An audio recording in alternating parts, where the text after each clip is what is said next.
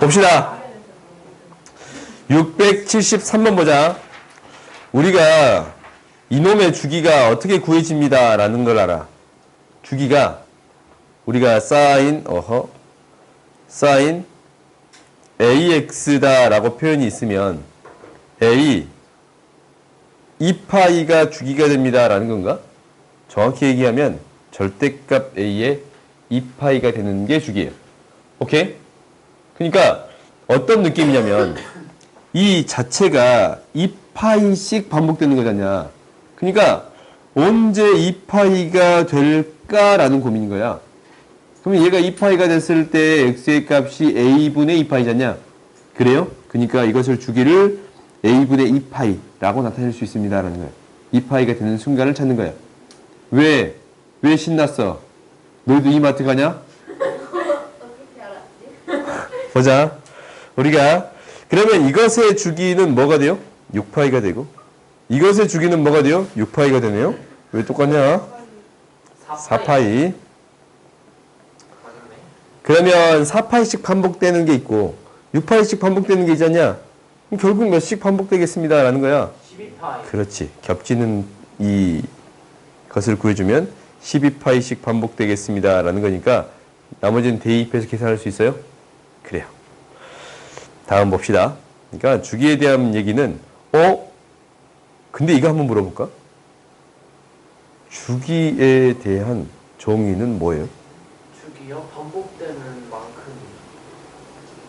주기. 식이 혹시 이렇게 표현되면 얘는 주기가 3인가? 네. 아니, 3 아니죠? 3이지 않나요? 주기 3이에요? 3이에요. 3의 약수. 그래요? 3의 배수. 3의 약수가 돼요. 실제로. 그러니까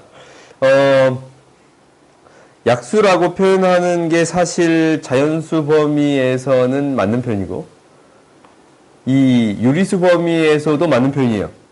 오케이? 약수라는 표현이. 그래서 그냥 너희들이 알고 있기에 어떤 수의 뭐배 자연수 배해서 만들 수 있는 이 수 있잖냐? 이 수들 중에 하나가 무엇이 되겠습니다?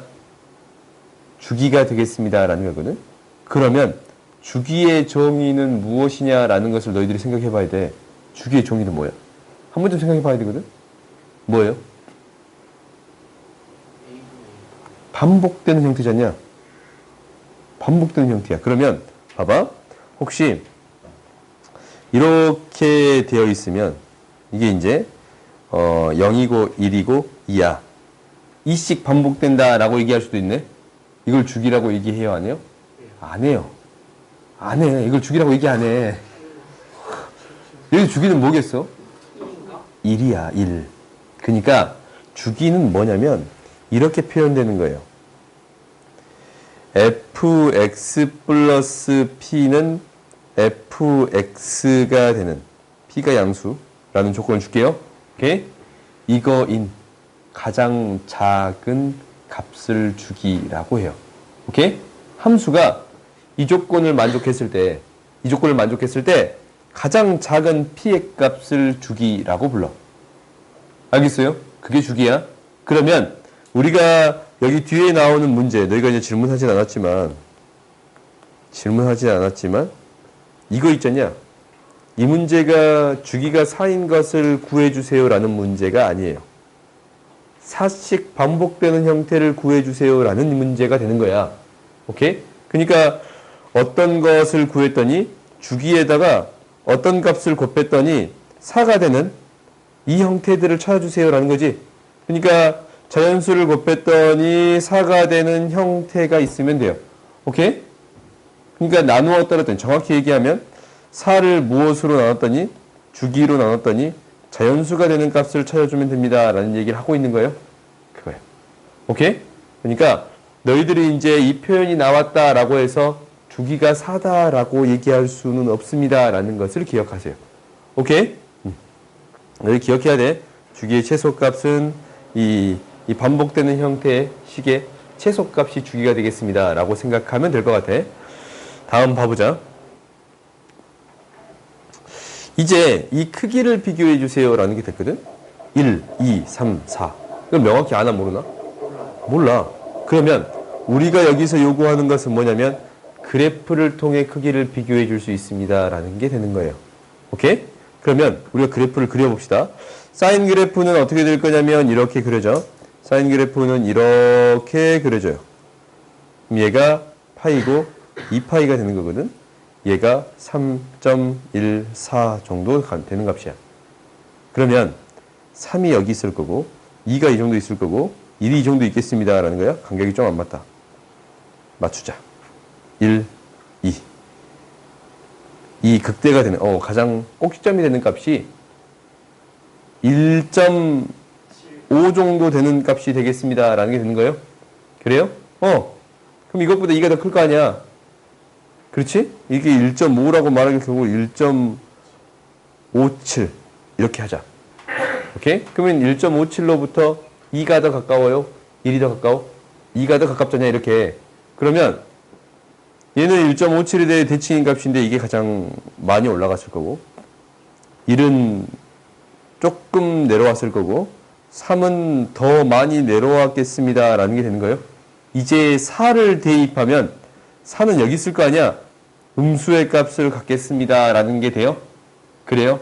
그러니까 그래프를 통해서 비교해 줄 수 있습니다 라는 거 될 건데 2가 가장 크고 그 다음 3이 되고 4가 되겠습니다 라고 생각해 줄 수 있겠네요. 그래요? 그러면 코사인도 똑같은 방식으로 해석해 줄 수 있겠어? 코사인 그래프가 이제 어떻게 그려질 거냐면 코사인 그래프는 이런 그래프가 그려지겠습니다 라는 게 돼. 그래요? 그러면 어떤 값이 가장 크고 1일 때 가장 클 거고 그 다음 2일 때고 그 다음 3일 때가 되겠습니다 라는 게 되는 거예요. 오케이? 그 다음 탄젠트에 대한 그래프도 똑같네. 탄젠트에 대한 그래프는 이 값을 기준으로 이렇게 그려지겠습니다 라는 게 되는 거거든. 이렇게. 그래요? 그러면 어떤 값이 가장 커요? 1의 값이 가장 크고 그 다음 2의 값은 가장 작고 3의 값은 그 다음이 되겠습니다 라는 게 돼요. 1, 2, 4의 1, 3, 2의 값의 순서로 크기가 결정되겠습니다 라는 게 되는 거야. 1, 3, 2의 값을 순서로 크기가 결정되겠습니다 라고 생각할 수 있겠어요? 그래요. 그러니까 우리가 명확한 값을 비교하기 힘들 때는 무엇을 통해 크기를 비교하겠습니다 라는 게 되는 거야. 그래프를 통해 크기를 비교하겠습니다. 이거 기억해야 하는 거야. 이거 언제부터 계속 나오는 얘기예요? 지수함수, 로그함수부터 계속적으로 나오는 얘기잖냐. 그래요? 그러니까 크기 비교가 너무 애매해.